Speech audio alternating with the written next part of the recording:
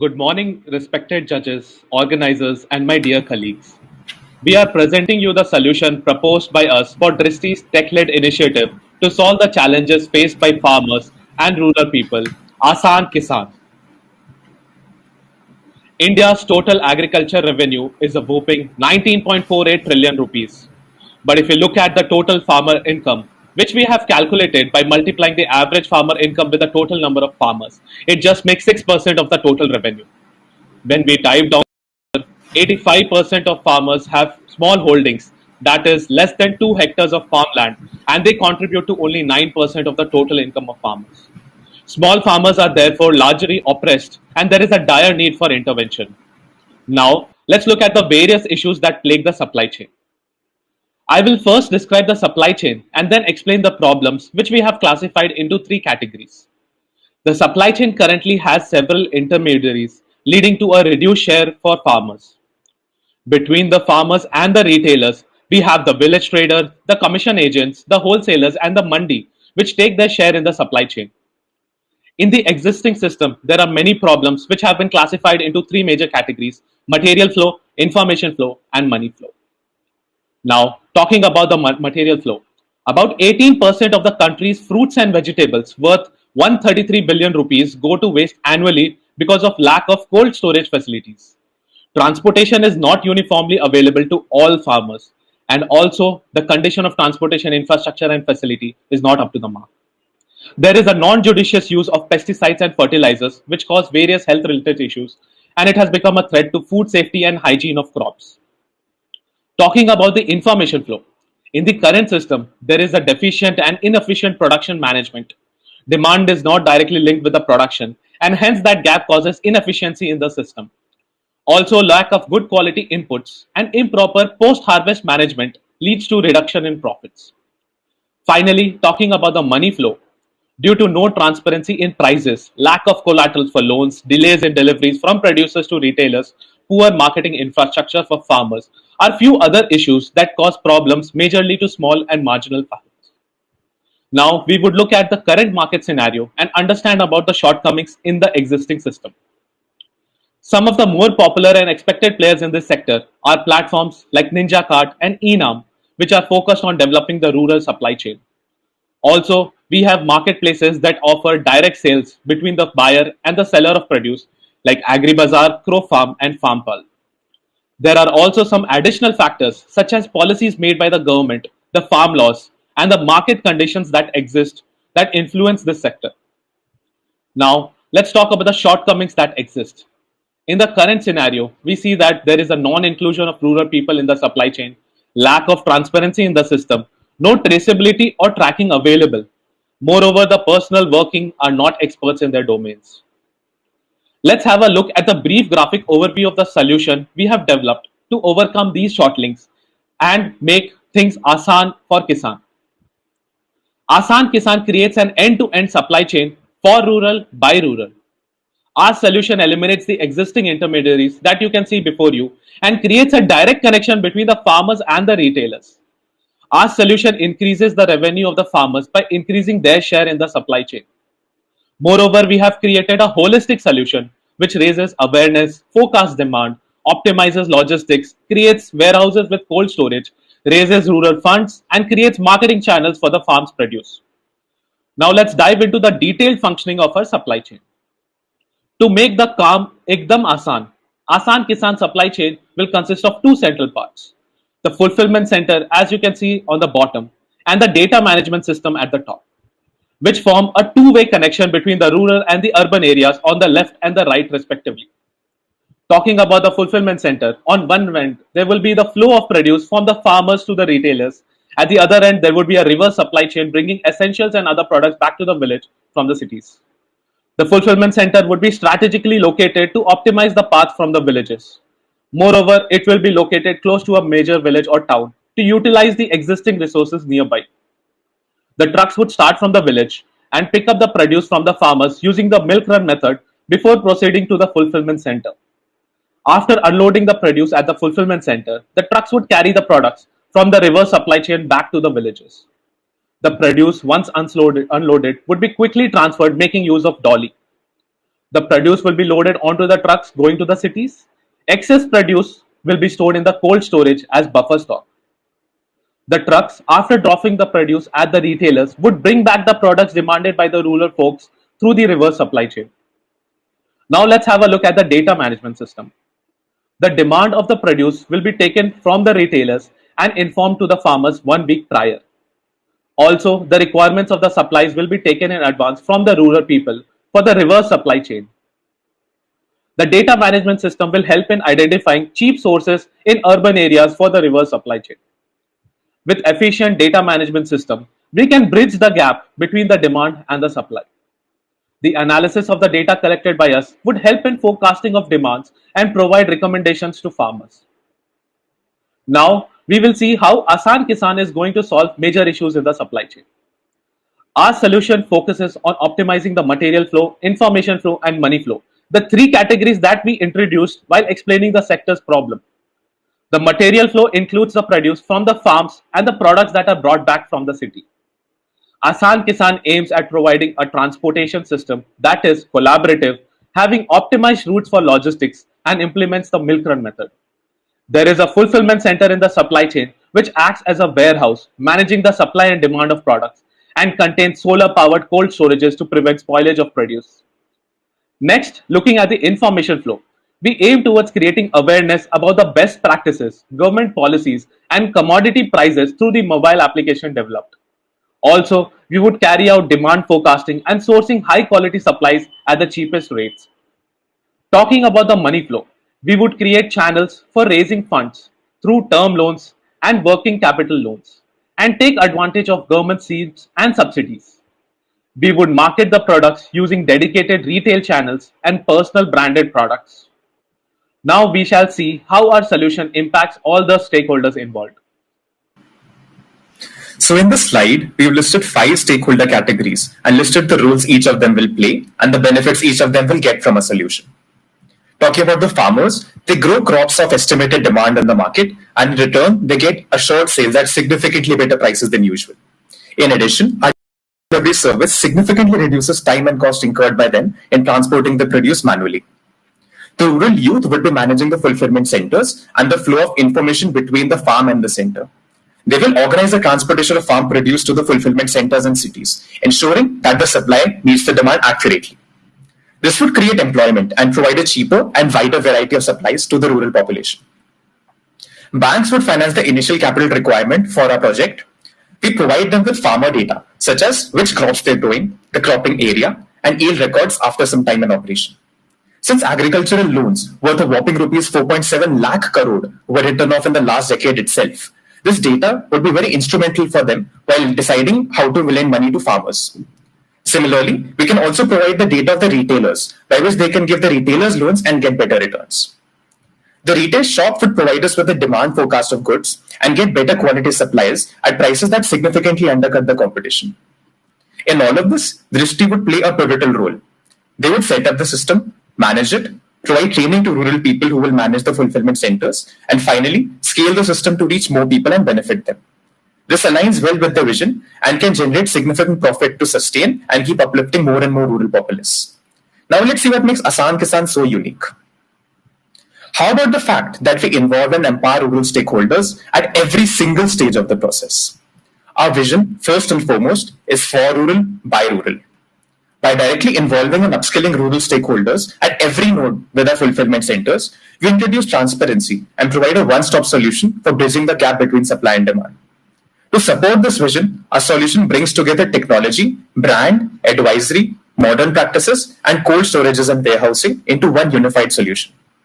We provide an ideal technical framework and essential accessories to get the most out of the supply chain. Our mission is to build a farmer-first brand with value-added products that will significantly increase their social capital. We also ensure training for everyone involved with us to make the best use of their role in the value chain. All of this is made possible with world-class modern facilities like a solar cold storage, self-sustainable warehouse, and polyhouses. We also rely on a modified, innovative hub-and-spoke model and proprietary and highly cost-effective cold storage solutions to improve our financial viability. So now that we've established what's special about the solution, let's look at a go-to-market strategy. So to implement a plan, we follow a 5-step process that we will label out using a case study from Nashik. The first step involves selection of the area we are looking to target. For our case, we choose Maharashtra as it is a state that has welcomed drastic agriculture marketing reform in the past, and in particular, the Nashik district, as it is agriculturally very dominant. In addition, the recent protests in Nashik make a stronger case for reform here. Next, we proceed to competitively landscape the area. We look into the competitors, the production methods used, and the delivery channels that are being employed. Through a linear programming algorithm, we zeroed in on the Dindori Taluka within Nashik district as the ideal site for the fulfillment center. We found 5 prominent FPOs in Nashik with Kadwa Green Future APCL as a prominent FPO, which aggregates and supplies vegetable output. Identifying the gaps, we figure out major shortcomings, such as dearth of support from public sector banks, outsourcing of seeds, lack of vegetable processing capability, and lack of transportation facilities. Now, we identify the areas where we can bridge the gap with our interventions and focus on those. For example, seeds being outsourced can be tackled with polyhouse integration at the fulfillment centers. Lastly, having scoped out the process, we follow the process of onboarding the local stakeholders, training the rural people for various roles, setting up the infrastructure, managing the whole supply chain, and finally expanding by moving into newer regions. So let's support this with the help of a financial model. We built a model to evaluate a plan to expand to 5 talukas within Nashik, and we aim to cover 5% of the population within these in 1 year for a conservative estimate. For feasibility's sake, we estimate the break-even period would be 1 year with a steady profit of 48 lakh by year 2 after we've broken even. Initially, we would be raising debt capital through the Mudra scheme, which would give us loans at approximately 9% per annum, and some government schemes to subsidize our expenditure on cold storage. We've estimated the amount we can earn from buying from farmers and selling to retailers based on historical price variation of the major crops in Nashik, and the commissions each of the middlemen, whom we are now eliminating, were making in the value chain. Thus, we purchase from farmers at 30% above the usual prices, sell to retailers at 15% below the usual spends, and earn from the massive margin in between. For the reverse supply chain revenue, we analyzed rural spending patterns and individually estimated what the amount of each particular spending category would be for the rural supply chain if it were made available, based on our interactions with some rural sector experts. For estimating the initial capital expenditure and running costs of equipment and transportation, we built models based on secondary research and software analysis. We would require an initial investment of just ₹12 for this pilot project, which can be financed through the Mudra scheme as discussed. From the second year, we would have stable profits of 48 lakh every year. Now, if we choose to extend our footprint beyond these 5% of villages to say 50% over time, we could increase our profits to 5 crore annually. Subsequently, there are so many districts such as Aurangabad, Kolhapur, and Amravati within Maharashtra that also provide inviting targets for this expansion. If we expand into these as well, we could achieve profits of 15 to 20 crore post debt payment in only Maharashtra. Now, we also went through Drishti's working and figured out Drishti has a very strong hold in UP and Chhattisgarh with a moderate hold in Madhya Pradesh as well. So, we also try to identify districts where Drishti can expand in these areas. These are Dhamtari in Chhattisgarh, Shahjahanpur in Uttar Pradesh, and Jabalpur in Madhya Pradesh. Thus, this would form the next phase of our expansion plan by moving to different states. Even though for the sake of feasibility, in this particular pilot project, we have taken a case of gradual expansion in Nashik, in reality, the potential for this model is very huge. So why now and why us to carry this out? An important aspect for any venture is why is it the right time to get into it and why we are the ones that can make it work. So the time couldn't have been better to get into this due to the shockwaves that have been brought about by the 3 farm bills and the government bringing new policies to increase the farmers' income, making the market ever-changing and an inviting playground for versatile new initiatives. The production of the agri sector actually declined by 2.5% because of the COVID shock amidst broken supply chains. A more robust, collaborative supply chain can be the key to restarting and solidifying the sector's growth. Agri-tech is a booming sector with a 25% CAGR and no consolidated market leaders. Talking about why Drishti? First, this idea furthers Drishti's vision, which is to firmly believe in building strong communities at the rural level. Second, Drishti has a very strong grassroots hold in villages and can use its established image and presence to boost the adoption in the farmers. Third, the partners that Drishti would bring in both public and private are great for establishing the venture. Government support for funding and mentorship from qualified corporate professionals in the supply chain arena would surely go a very long way for us. Thank you for your time. We would be happy to answer any questions you might have. In addition, we have created a very comprehensive appendix with detailed information about the technologies we have used, our app interface, a SWOT analysis, and a detailed financial model to support our findings. Thank you. Over to you, judges, for Q&A. Thank you, team.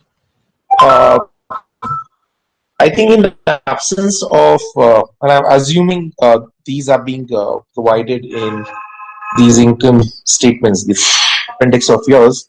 What I'm unable to ascertain is the unit level of this entire, let's say, cycle to ascertain the viability of it in terms of if I were to just put what mode of transport, what volume information, if you could provide on, that substantial mass to be procured, the number of suppliers, producers for this one cycle to be a viable unit. That unit level information, if you can share something around that, will be helpful. And second, Sure, sir. So again, actually, what all was that. unclear was this elimination of the middlemen and their respective profits, or the, let's say, the share of profits which they eat up is not being consumed by, let's say, the capital investments which we are putting in terms of the fulfillment centers, as well as this doorstep procurement which I see. So yeah, so these two questions. Sure, sir. So we do have detailed financial models in place. Yashwant, if you could just move to the income statement one and present that. Can you just go to presentation mode, please? Yes. So actually, we did factor in all the costs that would be coming due to the capital expenditure and the running costs of fulfillment center and various other heads as well. And it has come out to be profitable for us. So even though we do incur an expenditure, at the end, we're still making a significant profit.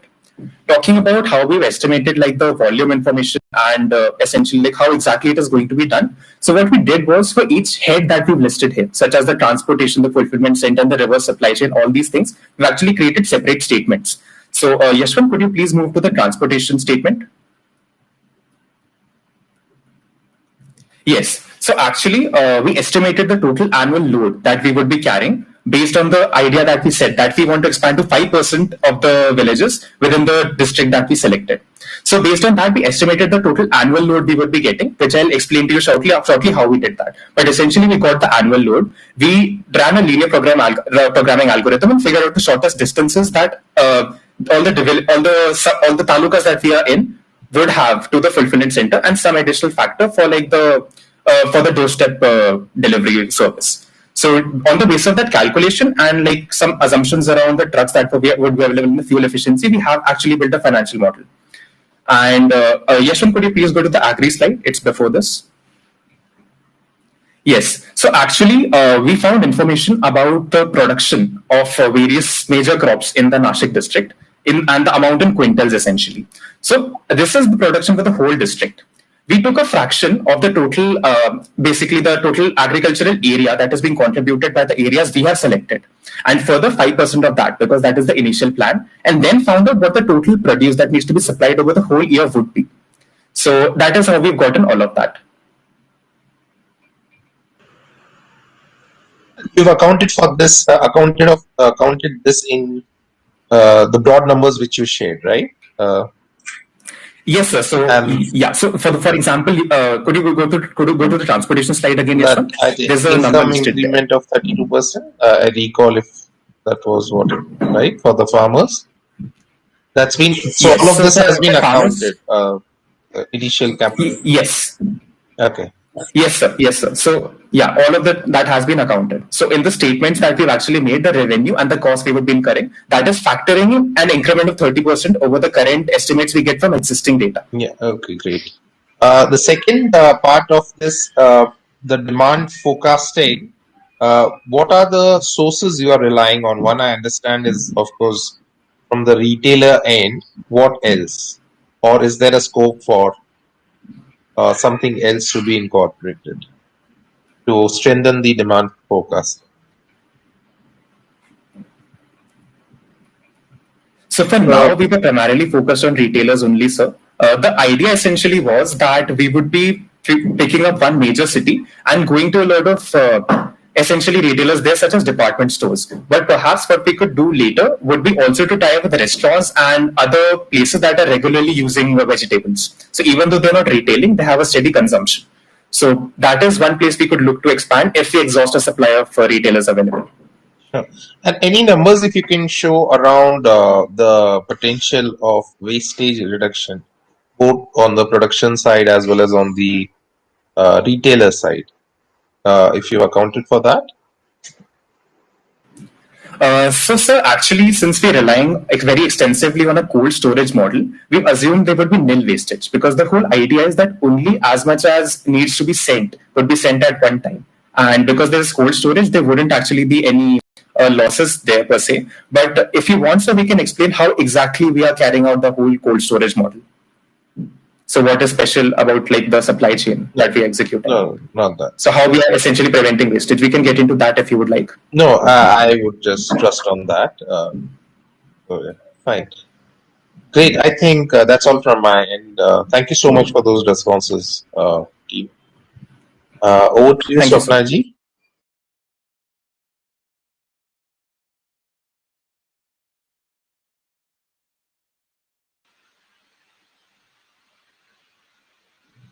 Hello. Yes, Swapna ji. Yes. I think it is working now. Okay. So I wanted to understand the option what you mentioned for the initial fund generation. Plus, you said you would go with the things like Mudra scheme. Yes, ma'am. So we actually do have a slide on the Am I options that audible? we are thinking. Yes, ma'am, you're audible. Hello? Am I audible? You're audible, ma'am. You're audible. Okay.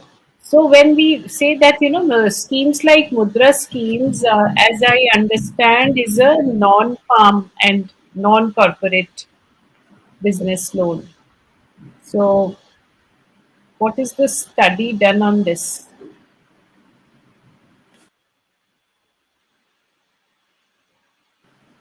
Because Right, Mudra, Shashank, could you please explain? Yeah, could you please explain to ma'am like the options that we're exploring, including the Mudra scheme for funding? Yes, thank you. So, ma'am, with respect to the government scheme that we can avail, we study different viable options for us. One of us was a Mudra scheme from which we can take loans up to 5 lakh in two schemes that are like Tarun and Kishore. Other than that, for financing our model, we are also uh, studying and taking help from government schemes like venture capital scheme, Pradhan Mantri Kaushal Vikas Yojana for training aspects, cold storage subsidies that government provide, and skill development initiatives, etc. So these schemes are basically helping hand for us in order to bring the capital on board. okay. Yeah, but there has to be some concrete study. As I understand, Mudra is a non-farm and a non-corporate. These are the two words which come up normally. Anyway, so this is one. On the other side, how do you think, that this is going to, why?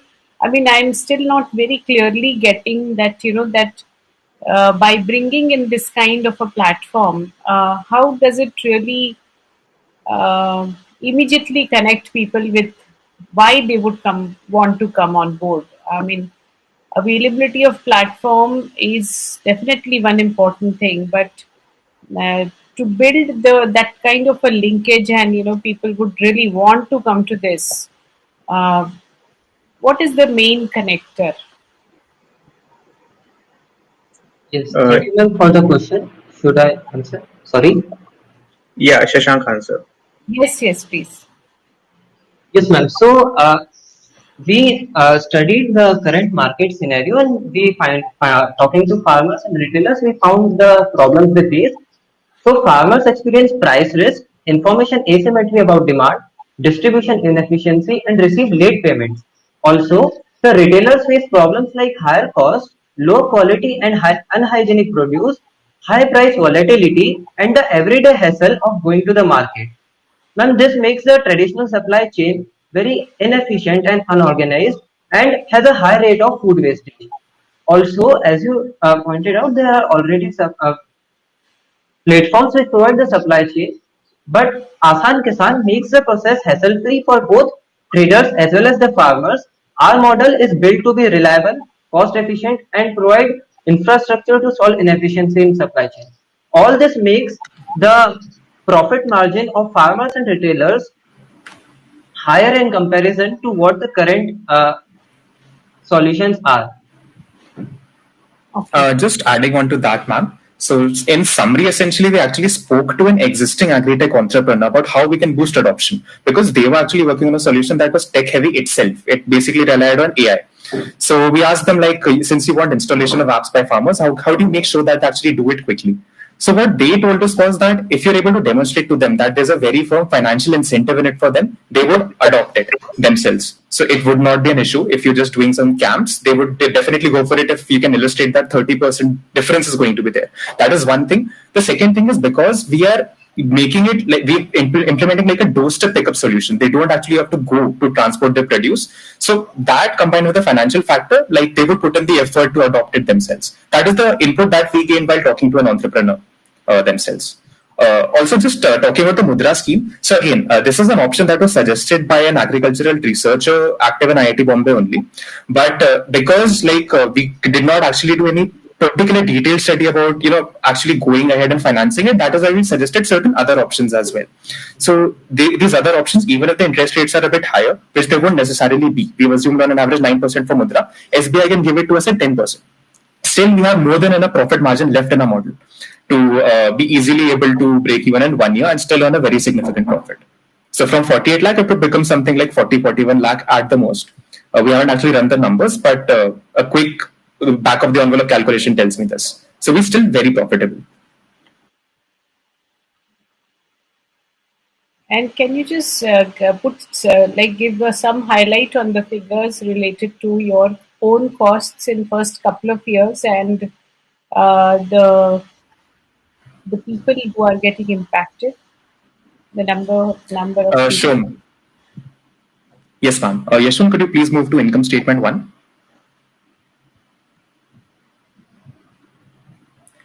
Yeah, please zoom in. Yes, so ma'am, essentially this lists the recurring costs that we would be incurring. So primarily the cost that we're incurring would be actually paying to the farmers for the produce we are taking from them, the transportation costs, the fulfillment centers, the reverse supply chain costs for actually buying that produce, the IT services that would be incurred for like creating the interface and app and all that, and some miscellaneous expenditure that we generally kept for various different purposes that may come in. So these are the major costs that are there. The total costs, as you can see, so it's around 10 lakh for the first year. After that, it moves to 19, then 65, and then 57. So these are basically the kind of cost heads that are coming for each year. These are the recurring cost heads. And similarly, we illustrated for it for the second year as well. In addition to this, there is an initial capital expenditure that is required. Yashwant, could you please move to the next slide? Yes, so these are the initial capital expenditures. So setting up the fulfillment center cost that is there and developing the IT infrastructure, that is also something we've accounted. So these are essentially all the cost heads that we've accounted for. Okay. Yeah. Thank you. Thank you for the responses. Thank you, ma'am. Hi, team.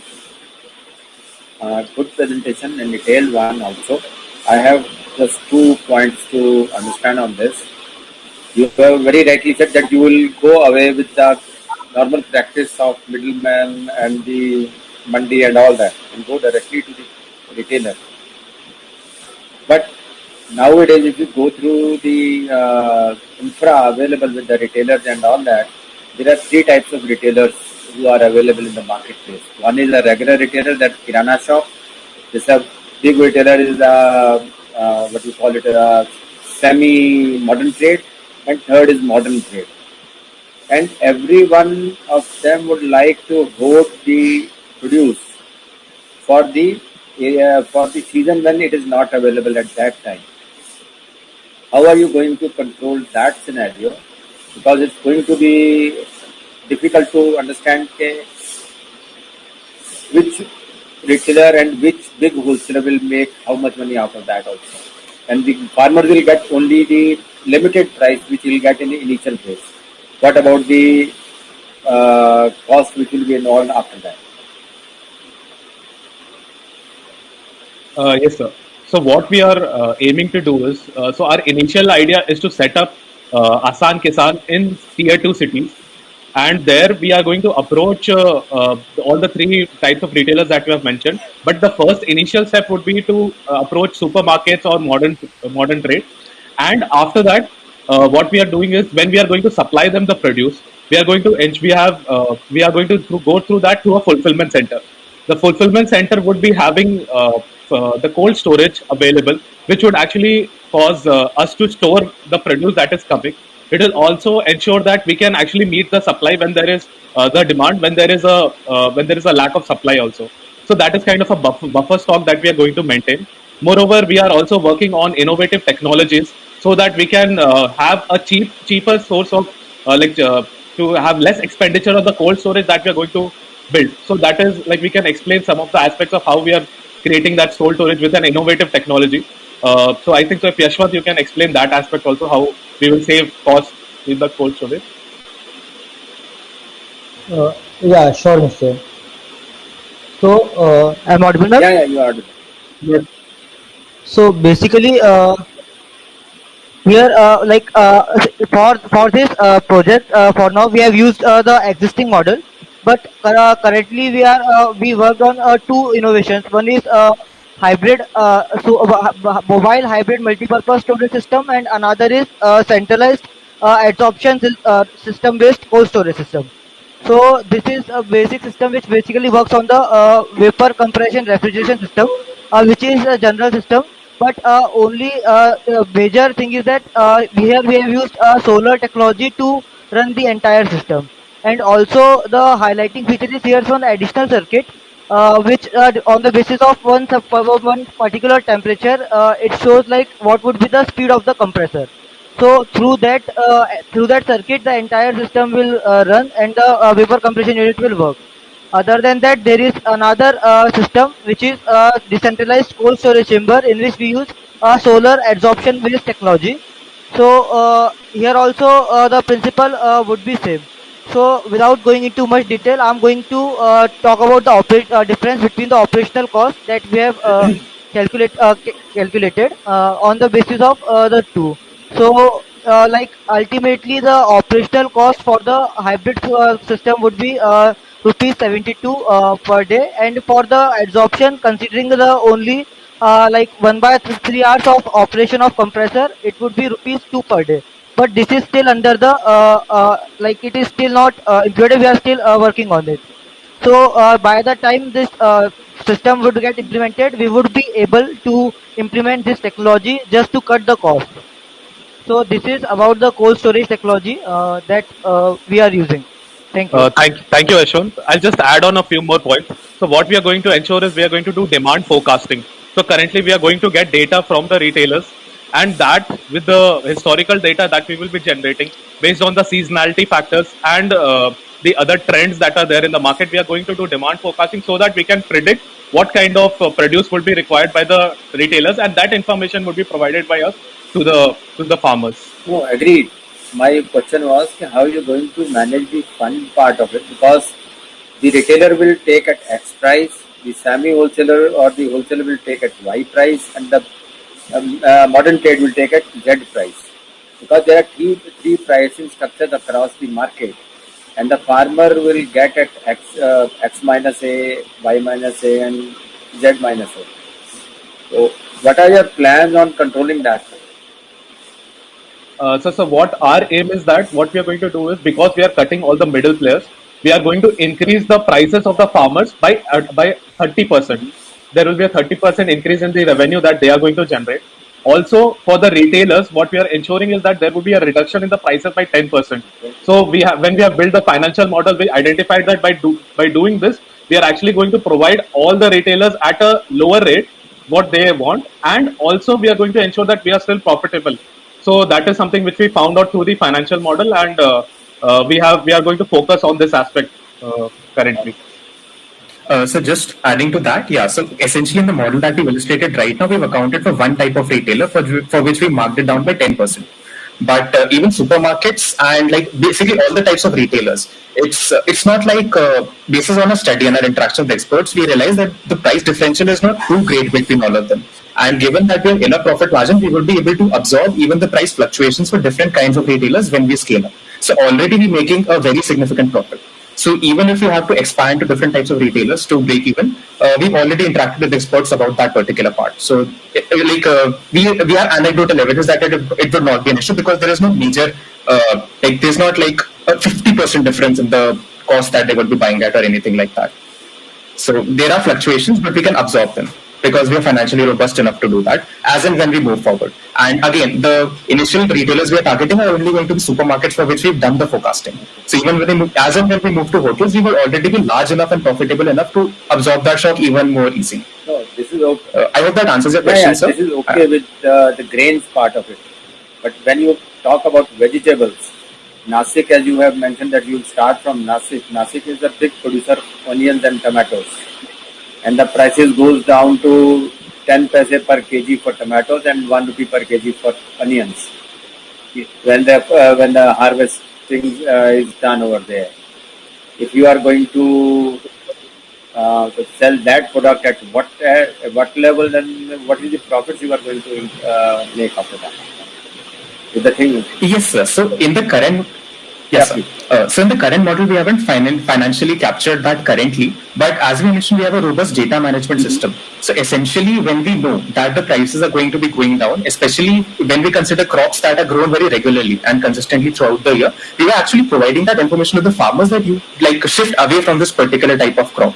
So that instead they can use their area to grow different kinds of crops. Again, this doesn't work on say like very long-term crops with long growth cycles, but for the short term, this is how we're planning to absorb the risk. In the long term, like we're going to be affected by similar effects as like other players in the market if we are not able to like account for it.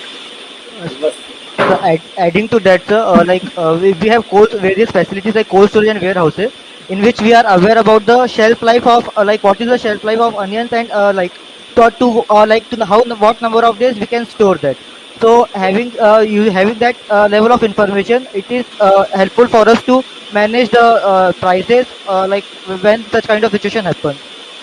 You have to be very careful in these things because the vegetable prices just fluctuate like anything. Grains, yes, I can understand it doesn't move much, but vegetables, yes. You have to plan accordingly. Yes, sir. That's all from my side. No more questions, please. Thank you. I just have one. Sorry Yeah, for coming back again. Just one quick question. What do you as a team see major deterrents or challenges for not going directly to the consumer? If you can actually put machine learning led demand forecasting, why not the end consumers going directly from producers to consumers rather than the retailers? Major hurdles or deterrents there? So currently what we are in the initial stage when our go-to-market strategy was we are going to focus on the supermarkets, the modern trade stores. So the challenges when we were going to the customer was that currently in the third mile delivery, so that would because we are ensuring creating a supply chain from the farms to the cities. When if we are directly going to the customers, it will actually be a very challenging in the initial stage for the third mile delivery that is going to happen. So that is why so that we could have a bigger order in the beginning, so that we can establish the other sections of the supply chain. We decided that we would go with the retailers, and what we would do is we would target the bigger retail stores so that we can get bigger orders in the beginning. But later on, as we build, we are also focusing on creating a proper retail channel and personal branded products. Once we reach that stage in the future when we grow, then we would look into the fact that we could actually directly use our personal branded products to directly sell it to the customers, and we could eliminate that another area that was there in the supply chain. So that would actually increase the profits even more of the farmers if we can do that. Sure. Fine. Thanks for that clarification. Yeah, that's all from my Thank you, sir. Okay, so I guess that would be it.